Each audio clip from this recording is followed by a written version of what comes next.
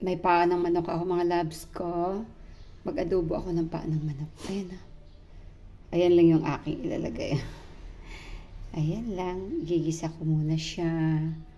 Ayan yung ating paa. Malinis na yan mga loves. Pinakuluan ko na yan. Pinakuluan ko siya para matanggal lang yung ano. Tapos nilinis ko. Hinugasan ko ulit. Tinanggal ko yung mga tira-tira mga balat-balat sa paa. Ayan. Malinis na yan mga loves ko. Ayan. Mag-umpisa na tayong mag-umpisa na tayo mga loves ng magpagisa-gisa. Mag-umpisa na tayo maggisa sa ating adobo mga loves. Ayan, may mantika na ako dyan.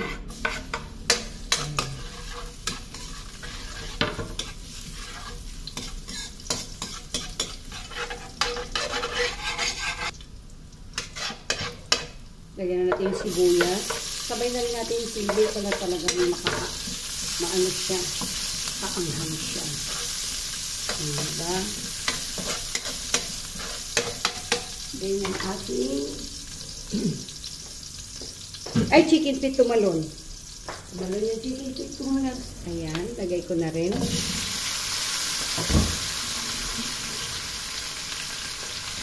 Tumalon yung isa.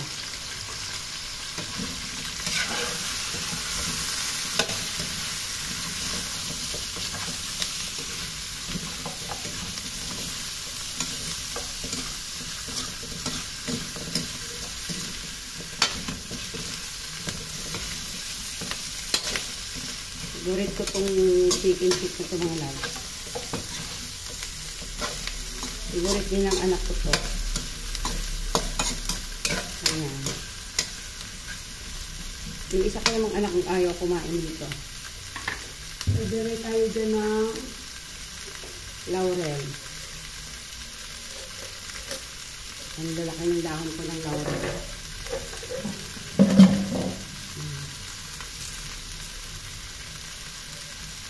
Lalagay din tayo dyan ng pamintang buo. Siyempre maglalagay din ako dyan ng pamintang durog. Powder ito mga loves. Maglalagay tayo ng pampalasa. Ito.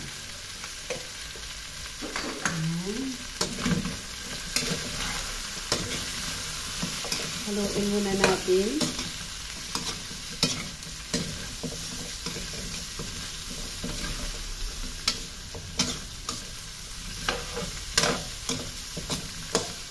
Okay.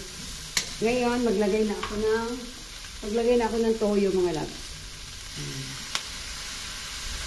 Hinaan ko lang yung apoy. Maraming toyo yan mga loves dahil yan na lang ang pampaalat natin. Hindi na ako maglalagay ng asin. Ganun ako mag-adobo mga loves. Sa toyo lang ako kumukuha ng alat. Hindi ako nag-aasin. Kaya yung adobo ko medyo mangitim-itim. Yan.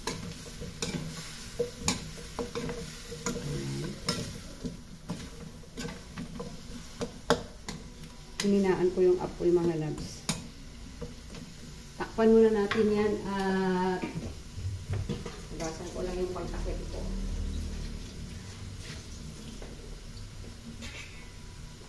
Ayan, takpan muna natin yan at mamaya na tayo maglagay ng tubig dyan. Maglagay pa tayo ng tubig dyan mga loves para pampalambot talaga dyan sa paa.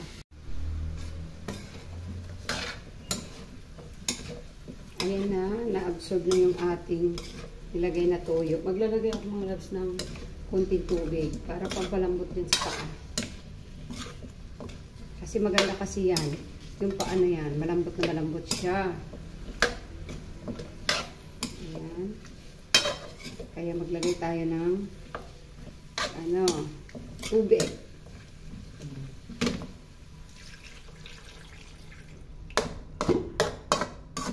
Diba? Pag natuyo yung tubig na yan mga loves, ano na rin yan? Malambot na rin siya for sure.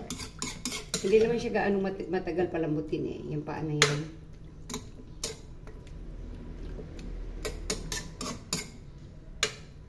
Okay. Takpan natin ulit. At balikan natin ulit yan mamaya.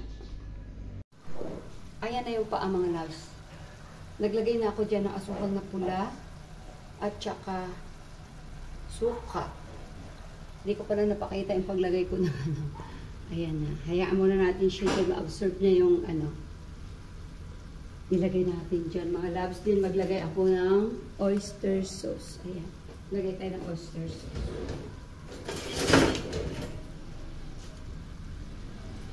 Ito isang sachet. Ayan, hindi ko ubusin yan. Naglagay, ay, konti lang pala laman. So, iubos na natin yan. Diba?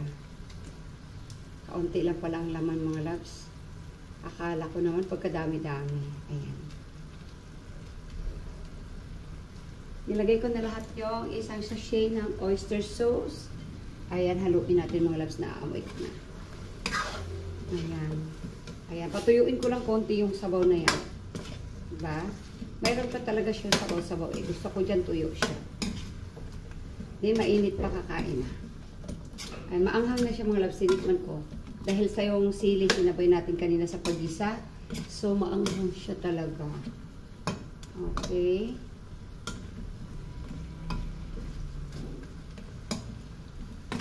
Ayan, malambot na yan. Ayan, oh, nakikita nyo, nagbitak-bitak na. Oh, malambot na yan siya, mga loves. Nagbitak-bitak na yung, ano, paa. Okay.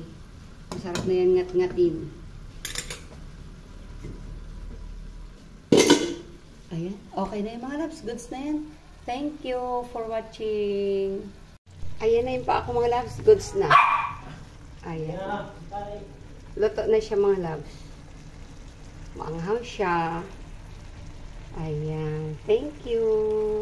Thank you for watching, mga loves. Ayan na yung ating chicken feet adobo.